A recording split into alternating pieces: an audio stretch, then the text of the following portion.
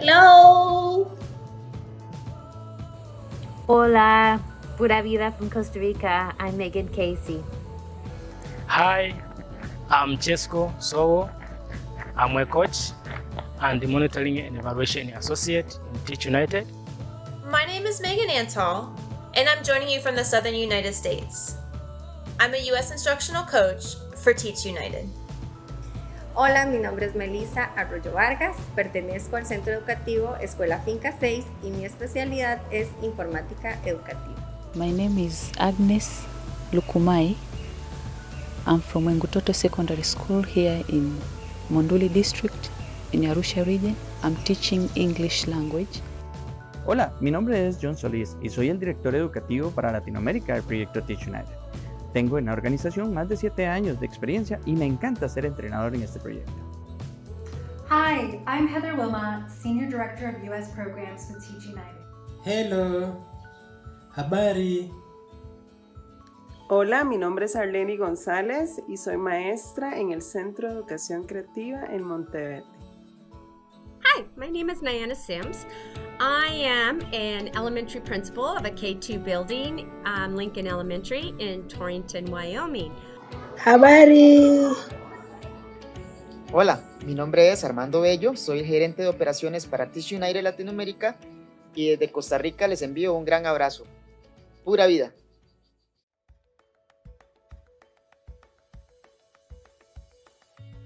With a growth mindset, students and educators build the belief that intelligence, talents, and skills can grow with meaningful effort.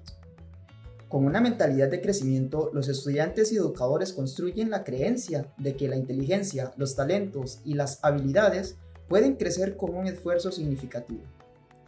In rural Sarapiquí, Costa Rica, which is one of the richest counties in Costa Rica in terms of biodiversity, yet poorest in economic terms, in large part due to the monoculture production of banana and pineapple in the region, a fixed mindset, or the belief that some students are naturally good at some things and not others, often dominates in families and even in educational centers. Learning to identify how we employ a fixed mindset or a growth mindset in different areas of our life and the consequences of each mindset helps us to recognize our attitudes and behaviors and move away from limiting ideas and fear of failure and learn to embrace challenges and failure as part of our learning. Requires that we recognize that we all can learn and grow and improve. Cuando los estudiantes son conscientes de su capacidad y entienden que el esfuerzo es importante independientemente del resultado, es mucho más sencillo generar en ellos una práctica constante de mentalidad de crecimiento. Porque se crea una aceptación al error, se entiende que equivocarse es una señal de que estamos aprendiendo y no todo lo contrario. Los docentes debemos usar frases que motiven a los estudiantes a valorar el proceso y que se genere una motivación interna. Frases como buen trabajo, excelente esfuerzo, falta poco, me encanta esa actitud positiva. De esa forma, independientemente del resultado final, los estudiantes van a enfocarse en el proceso y lo van a disfrutar mucho más. También animan a sus compañeros a intentar y a esforzarse. Los estudiantes tienen bastante claro el concepto y cómo aplicar la mentalidad de crecimiento. Ellos lograron expresar con claridad sus ideas respecto a lo que para ellos significa. La actividad del dado con frases relacionadas a la mentalidad de crecimiento como yo aprendo de mis errores cuando, yo alcanzo mis objetivos cuando, yo doy lo mejor de mí cuando, yo soy capaz de, yo no soy capaz de todavía, pero con esfuerzo lo conseguiré, yo lo vuelvo a intentar cuando. Eso les hace analizar desde una perspectiva personal qué han mejorado y en qué pueden seguir trabajando, siendo conscientes que es un proceso de tiempo y de paciencia con uno mismo. Tradicionalmente, América Latina se ha caracterizado por tener grupos poblacionales con mentalidades poco dispuestas al cambio y con temor a los retos. Esto lo hemos visto evidenciado en las aulas a las cuales visitamos. Este es el ejemplo de la profesora Vilma Alfaro, maestra con más de 27 años de servicio en la educación costarricense. La maestra Alfaro impartía lecciones de ciencias, español, estudios sociales y matemáticas a su grupo de 5º grado en la escuela Ida Huetar. una escuelita rural en la región atlántica de Costa Rica. A la llegada de TeachUNITED, Vilma aceptó ser parte del proyecto, sin embargo, poco convencida de que esto llegaría a ser funcional para ella y sus estudiantes. Inclusive habló con ellos y les comentó: aunque estemos en este proyecto, yo no voy a cambiar mi forma de dar las clases utilizando la pizarra y el marcador. A lo largo de los primeros 2 meses de trabajo con la maestra Alfaro, empezamos a notar un cambio importante en su forma de pensar. Se interesó en buscar una estrategia que incluya el uso de la tecnología para explicar el tema de fracciones lineales a sus estudiantes. Después de encontrar el recurso ideal y aplicarlo con sus estudiantes, Vilma confesó que en sus muchos años de trabajo nunca había obtenido tan buenos resultados con sus estudiantes en este tema. A partir de ese momento, ella siguió utilizando más y mejores estrategias y recursos que lograrán captar la atención y el interés de sus estudiantes. La experiencia en esta escuela fue realmente productiva, ya que su cambio de mentalidad influenció a otros maestros. Hoy en día, la escuela Ida Huetar sigue siendo un ejemplo para otros centros educativos y su interés por el cambio y mejora constante son parte del quehacer diario. El caso de la maestra Alfaro es solo un ejemplo de cómo un maestro acostumbrado a hacer siempre lo mismo y estar seguro de que lo hace bien, puede adaptarse al cambio, superar sus miedos y adecuar su instrucción a los intereses y necesidades de sus estudiantes. To most of my teachers that I have been coaching, they thought that there are some of the students that even if they can go with them to their home and teaching, the students won't learn anything. But in TeachUNITED, we open up that these students, they can learn. But what just to consider is the growth of mindset to both teachers and the students. I had a partnership with my teacher, Redemptor, from Olesokoeno Secondary School, and she was thinks that they cannot learn the English language as what she thought before. But after attending the TeachUNITED training, she trained students on how they can embrace mistakes as the opportunity for them to learn more. She also adapted the success folder as the way to encourage students that the last exam you had this score and the following exam you had this score. So you can see the way your grades they are improving, even though it doesn't matter they are growing in very slowly, but the matter is your grades are changing and the process of you to learn is changing. When I think of growth mindset in our schools here in the United States, I see it as a practice that is slowly and very importantly becoming more visible. In any school building, growth mindset takes root first at the top, starting with school leadership and with our teachers. It's based in leaders, both in and out of the classroom, who know how to critically examine their own mindset first, looking for those moments of fixed mindset versus growth mindset. They then use this knowledge to focus on their own process rather than the end result, embracing challenges or mistakes as great learning opportunities and chances to grow along the way. In my mind, these leaders and teachers are at the heart of collective efficacy. They truly believe in the power of yet, and they back up these beliefs with both the statements that they make and the actions that they take. In other words, they truly believe that any child or school building can do great things, and they back up these beliefs through strategic, data-centered work, achieving goals through continual examination of the process. Once these practices are in place with our leaders, the growth into our classrooms is only natural. Leaders and teachers who are versed first in their own mindset become natural models for our students.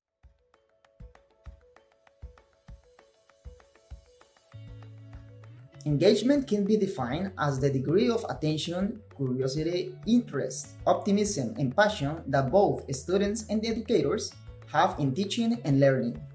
El compromiso se puede definir como el grado de atención, curiosidad, interés, optimismo y pasión que tanto los estudiantes como los educadores tienen en la enseñanza y el aprendizaje. Teacher and student engagement is such an important concept. Engaged teachers are better teachers, and engaged students really learn and grow.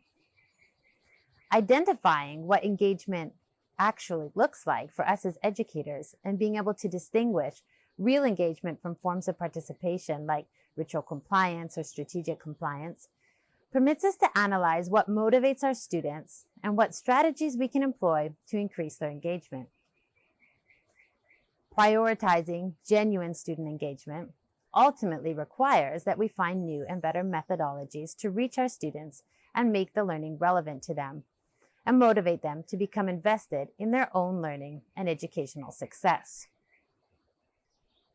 Teachers who understand the importance of student engagement are willing to take risks and step out of the norm and try innovative strategies in the classroom that are centered around student mastery.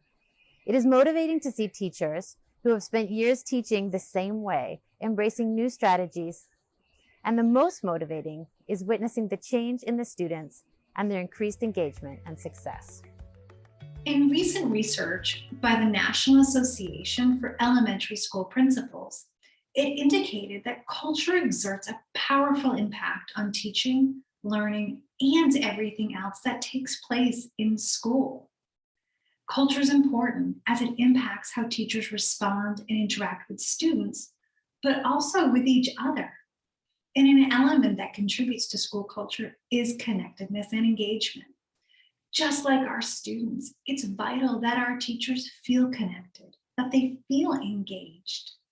So working to foster connections can contribute to a more supportive environment and a culture for our teachers where they can imagine what is possible in their work. Fostering teacher engagement is complex, and it's work that needs to be approached from different angles. But, don't overlook the power of conversation and building those relationships. School leaders can use conversations to allow teachers to be heard and have them feel valued. It's also an opportunity for teachers to better understand each other's experiences and for leaders to know their perspectives. Will they gain insight into the temperature of the organization, and they can identify areas where they can act upon. Student and teacher engagement is so important. It kind of goes along with the ownership of what they're learning. It's important for students and teachers both to be reflective on what they're learning, and that in itself can be pretty engaging, but we also try to design engaging work for our students. We try to give them lots of opportunities for choices. We try to give them lots of opportunities for collaboration. We use Kagan strategies, which is all about collaboration and working together and learning together. We give our students an opportunity to see novelty in their learning. So it's not always the same way of learning something. There's novel ways of doing things. Our teachers try to make sure that they also emphasize different learning modalities, so that there's visual, there's tactile, there's auditorial. So there's lots of different ways for students to learn and teachers to plan around that learning and design around that learning. We also try to do the same thing for our teachers as far as professional development, trying to meet their needs. Some learn best through book studies, some learn best through ongoing coaching, some learn best through come in and talk to me about what you see in my teaching or in my classroom. They also love to go into each other's classrooms and help each other learn more about what they're doing. So I believe that teacher and student engagement is so important, and my teachers have really embraced setting that up for our students. Recently I've learned about the story from one of our ward education officers in one of our trainings. The officer said once he was a teacher at a certain school, primary school, he had this standard 3 class. This were the students who were on the average of 9 years old each. And so during the particular class, he had this challenge that the students were shy and couldn't talk. And so he said he just brainstormed about which strategy he can use to make the class engaged. And then he heard some stories from the teacher that these students does not know really well Swahili. Yeah, Swahili is our national language, and so some of the students have their using vernacular language. So there was just a barrier in Swahili language to these children. And so he started to brainstorm of what strategy he can use to make his class engaged. And then he came up with one idea to have some kind of speech, something like a morning speech to standard 3 students. Just so he told his students to have each to have one thing to learn about. So at the beginning, he started to share the stories. And later on, the students were like, "Yo, teacher, tomorrow is me. It should be my turn. It should be my turn." Later on, everyone in the class was so engaged, and they want to perform. I mean, to have their session to provide a morning speech. So he later on ran out of ideas to share with the children. Ran out of topics. Later on, he told the children, if you want to provide a morning speech, you should come with something to talk about. And one day, one student came with the story of Obama. He saw the passion that now the students are going back at home and made some research and engaged their relatives that, mom, dad, or sister, please help me. I need to get a topic to speak about tomorrow. Give me the content. Give me, some updates about the content. So it was very engaging, and later on it moved from class to actually the General Assembly, where from standard 1 to standard 7 attended the session. And everyone wanted to be there to provide this morning speech. And so what we are learning from this story from our Ward Education Officer was former the teacher. He didn't see the language challenge as a barrier. He didn't see the small age as the barrier, but he saw the potential that these children, if they can talk to one another, well, they can talk here in class as well, and they can have something to present. Yeah, however that something is. So to engage the students, he just went with the flow of their age and what they know and what they can do, even if in a small context, and go with the gap to make sure that these students participate in class. And I'm sure through that morning speeches, even in math session, even in English session, literature session, these children were also engaged.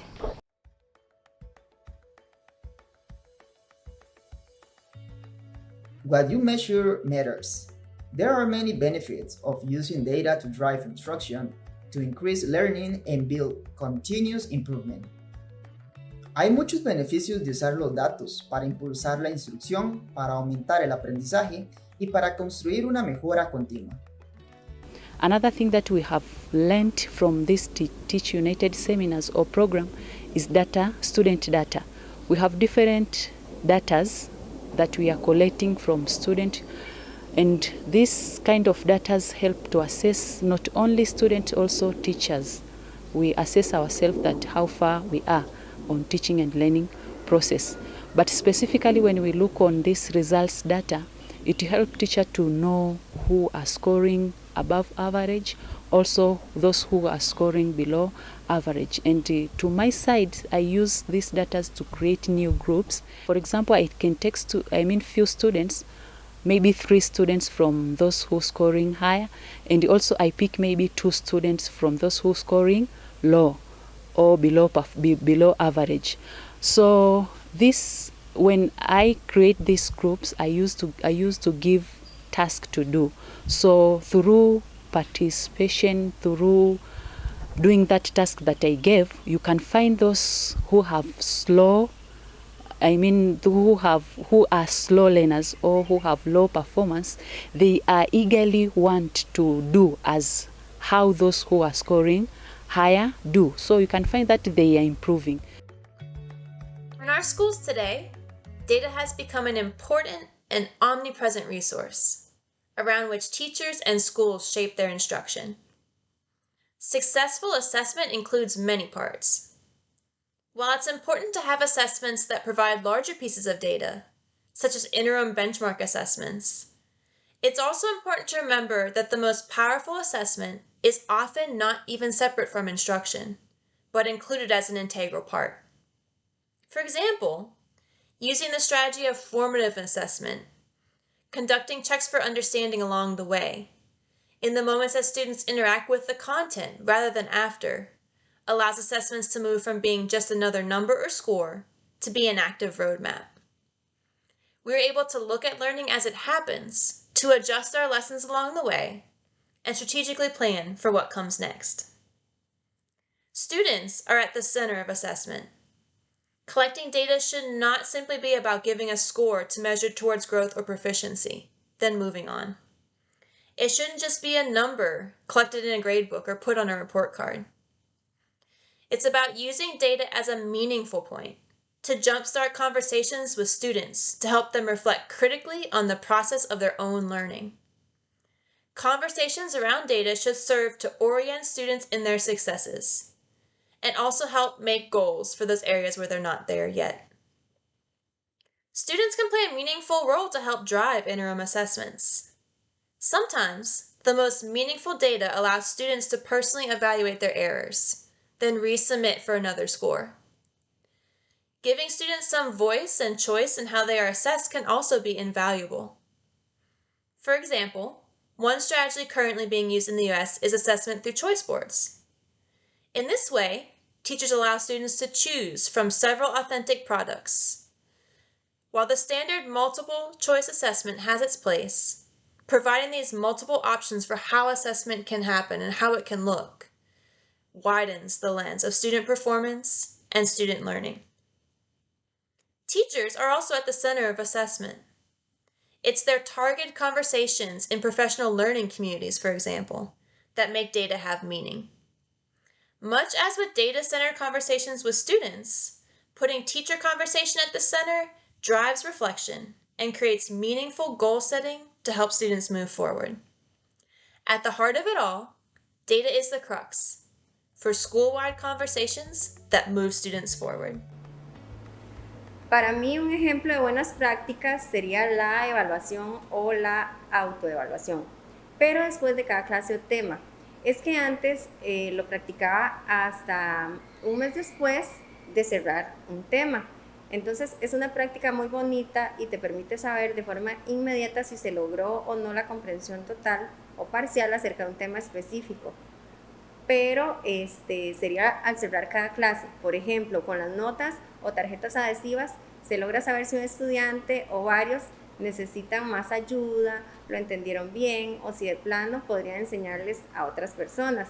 De esa forma te organizas y nos permitirá reunir fácilmente a los estudiantes en la clase siguiente para diferenciarlos mejor de acuerdo con sus necesidades o sus aprendizajes específicos, según lo que ellos nos expresaron en esas tarjetas. Me ha enseñado y ayudado a hacer conciencia acerca de la forma en la que enseño, porque por mi especialidad ya conocía y había puesto en práctica algunas herramientas tecnológicas. Sin embargo, no me detenía a hacer tanta reflexión en si la forma en la que lo estaba haciendo estaba bien o en si motivaba o ayudaba a que mis estudiantes comprendieran y aprendieran de una manera más efectiva o de una forma más consciente acerca de su propio proceso de aprendizaje.